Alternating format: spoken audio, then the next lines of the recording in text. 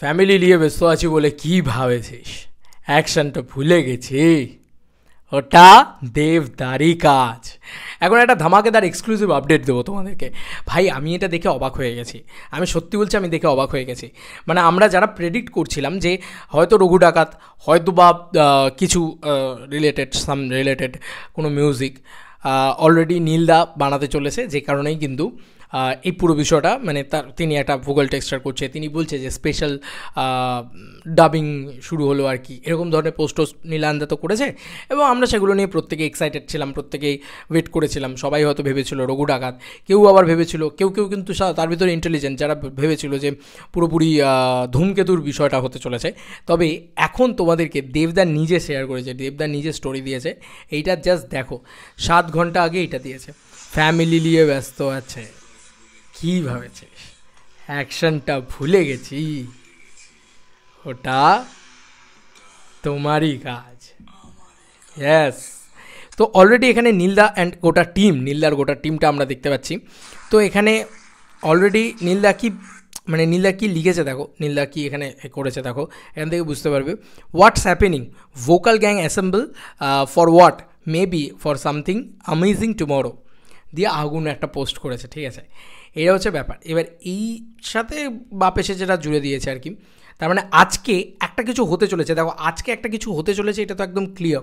কারণ অলরেডি দাদা তো ঢুকে গেছে কালকে, মানে সিরিয়াসলি মানে কালকেই মানুষটা অত রাত্রির বেলা গিয়ে করেছে। আমি এটা নিয়ে আলাদা করে একটা ভিডিও তৈরি করেছি, কিন্তু এইটা আমার মনে হয় একটা বিরাট বড় খবর যে আজকে কিন্তু একটা ভয়ঙ্কর ইভেন্ট হতে চলেছে। কারণ নীলদা নিজে থেকে কিছু একটা তৈরি করেছে এবং তার টিম কিছু একটা তৈরি করেছে, যেটা হয়তো আজকে আমরা স্পেশালি দেখতে পাবো, ঠিক আছে? এটা কিন্তু রঘু ডাকাত রিলেটেড নয় আমার মনে হয়, এটা ধূমকেতু রিলেটেড হতে পারে।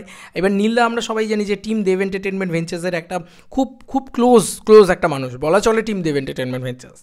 তো নীলদাকে আমরা দেখতে পাবো, কিছু একটা বানিয়েছে নীলদা, সেটার জন্য আমরাও ওয়েট করে আছি। নীলদাস ক্রিয়েশন মানেই আমরা সবসময় ওয়েট করে থাকি যে কী বানিয়েছে ভাই দেবদাকে নিয়ে, এটা আমরা দেখবো। কারণ দেবদা নিজের স্টোরিটা দিয়েছে বলে, শেয়ারটা করেছে বলে আমরা হয়তো এতটা মাইনিউটলি দেখছি, নাহলে হয়তো আমরা দেখতাম না। আমরা ভাবতাম নীলদা তো অনেকগুলো কাজ করে, দেবদা বাদ দিয়েও তো কাজ করেন, আমি ভাবতাম হয়তো ওই কাজের জন্য কিছু একটা হতে পারে, ঠিক আছে? তো আমি তখনও ভেবেছিলাম এটা যে নীলদা যখন ভোকাল রেকর্ড করছে যে অন্য কোনো গানের ক্ষেত্রেও হতে পারে, বা অন্য কোনো কাজ যেগুলো নীলদা পার্ট, যে প্রোডাকশনের বা যে কাজের। তবে আমার এটা মানে আমাকে একজন কমেন্টস করে, সে বলে, আমি বারবার বলি যে জনতা কিন্তু অনেক কিছু বোঝে, জনতা প্রচণ্ড ইন্টেলিজেন্ট। তো জনতা বলে, একজন কমেন্টস করে বলেছিল, আমার নামটা এক্স্যাক্টলি মনে পড়ছে না, সে বলেছিল যে দাদা এটা আমার মনে হচ্ছে যে ওই ধূমকেতুর ইভেন্টেরই কোনো একটা হবে, কিছু একটা করবে নীলদা। তো মানে এই 4 তারিখের ইভেন্টে দেখো তার কথাটাই মিলেছে আমার মনে হচ্ছে। কারণ আজকে আসছে, মানে আজকে আর যাই হোক দেবদার তরফ থেকে আর কিছু আসবে না যেটা দেবদা শেয়ার করবে, অসম্ভব। আজকের দিনটাই পুরো ধূমকেতু ট্রেলার লঞ্চ। তো ভাই ইট ইজ হাই দেওয়ার মতন ব্যাপার। নীলদা নিজে কিছু একটা পারফর্ম করবে, কিছু একটা হবে, সিটি মার মোমেন্ট হবে ভাই, সিটি মার মোমেন্ট হবে। চলো বন্ধুরা, নতুন কোনো ভিডিওতে দেখা হবে, বাই।